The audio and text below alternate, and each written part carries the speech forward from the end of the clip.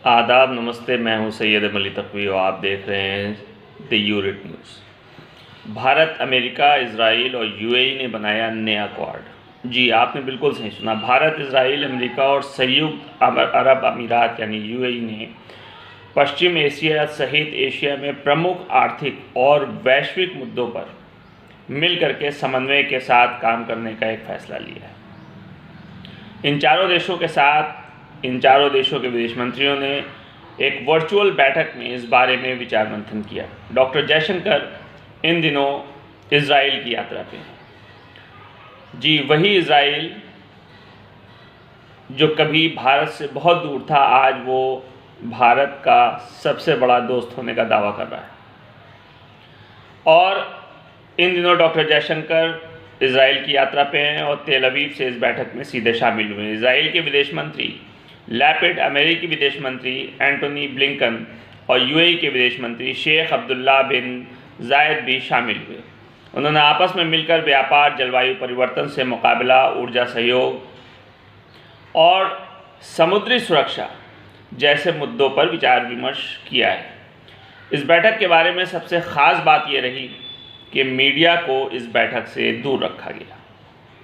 Doctor Jaishankar ने अपने एक ट्वीट में इस बात को कहा कि चारों मंत्रियों ने एक सफल और परिणामकारी बैठक की है। आर्थिक विकास और वैश्विक मुद्दों पर एक साथ मिलकर काम करने की भी चर्चा की गई। उन्होंने कहा कि इस पर बहुत जल्दी कदम उठाने पर आपस में सहमति बन गई है। वहीं ब्लिंकन ने अपने ट्वीट में कहा कि ये बैठक अपने अपने क्षेत्रों और विश्व के लिए चिंता का विषय बने मुद्दों और हमारे आर्थिक और राजनीतिक सहयोग के विस्तार के महत्व पर केंद्रित रहा है। बाद में अमेरिकी विदेश विभाग ने एक बयान में कहा कि चारों मंत्रियों ने व्यापार, जलवायु परिवर्तन का मुकाबला करने, ऊर्जा सहयोग और समुद्री सुरक्षा बढ़ाने समेत मध्य पूर्व एशिया में आर्थिक और राजनीतिक सहयोग के विचार पर चर्चा की। चारों मंत्रियों ने तकनीक के माध्यम से लोगों के आपस में जुड़े रहने के साथ कोविड-19 महामारी के बारे में भी चर्चा की। क्षेत्रीय और वैश्विक साझेदारी की संभावनाओं पर चर्चा हुई और ये सबसे महत्वपूर्ण बात यह कि ये बैठक ऐसे समय हुई जब इजराइल और यूएई अब्राहम करार की पहली वर्षगांठ मना रहे हैं और इस मौके पर अमेरिकी और भारत जैसे समान विचार वाले देशों के साथ सहयोग की बात कही जा रही है और ये भी कहा जा रहा है कि इससे जड़ें मजबूत होंगी। लेकिन कूटनीतिक हलकों में इसे एक नए क्वाड के रूप में देखा जा रहा है। अब ये तो आने वाला वक्त ही बताएगा कि भारत, अमेरिका, इजराइल और यूएई ने जो नया क्वाड बनाया है उसका आने वाले समय में क्या परिणाम हमारे सामने आता है।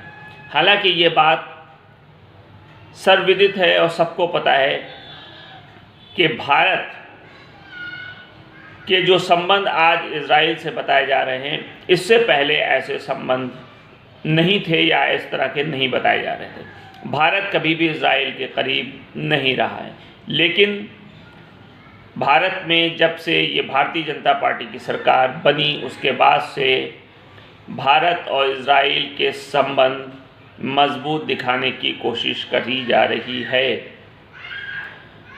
जयशंकर जो इस वक्त इजराइल दौरे पे, उन्होंने जो एक सबसे महत्वपूर्ण बात इजराइल में कही, उन्होंने कहा कि इजराइल और भारत एक जैसे हैं, यानी जो समस्याएं इजराइल के साथ हैं वही भारत के साथ है।